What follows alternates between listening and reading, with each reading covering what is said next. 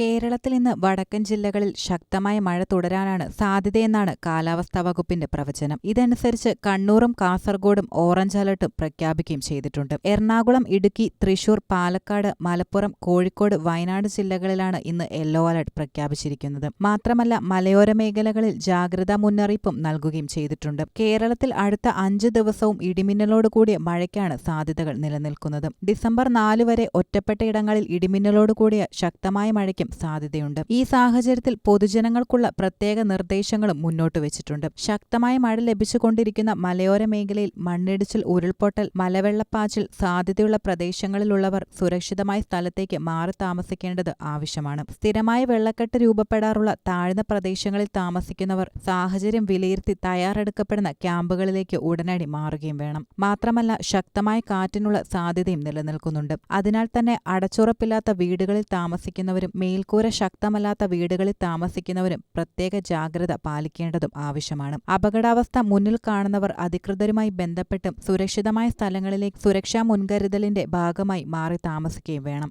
ശക്തമായ മഴ പെയ്യുന്ന സാഹചര്യത്തിൽ ഒരു കാരണവശാലും നദികൾ മുറിച്ചു കടക്കാനോ നദികളിലോ മറ്റ് ജലാശയങ്ങളിലോ കുളിക്കാനോ മീൻ പിടിക്കാനോ മറ്റ് ആവശ്യങ്ങൾക്കോ ഒന്നും പോകരുത്. മഴ ശക്തമാകുന്ന അവസരങ്ങളിൽ ആവശ്യമില്ലാത്ത യാത്രകൾ പരമാവധി ഒഴിവാക്കണം. വെള്ളച്ചാട്ടങ്ങൾ, ജലാശയങ്ങൾ, മലയോര മേഖലകൾ തുടങ്ങിയ പ്രദേശങ്ങളിലേക്കുള്ള വിനോദയാത്രകൾ മഴ മുന്നറിയിപ്പ് മാറുന്നതുവരെ ഒഴിവാക്കേണ്ടതും ആവശ്യമാണ്. അതിനാൽ ജനങ്ങൾ കാലാവസ്ഥാ വകുപ്പിന്റെയും സർക്കാരിന്റെയും നിർദ്ദേശങ്ങൾ അനുസരിച്ച് മാത്രം പ്രവർത്തിക്കുക.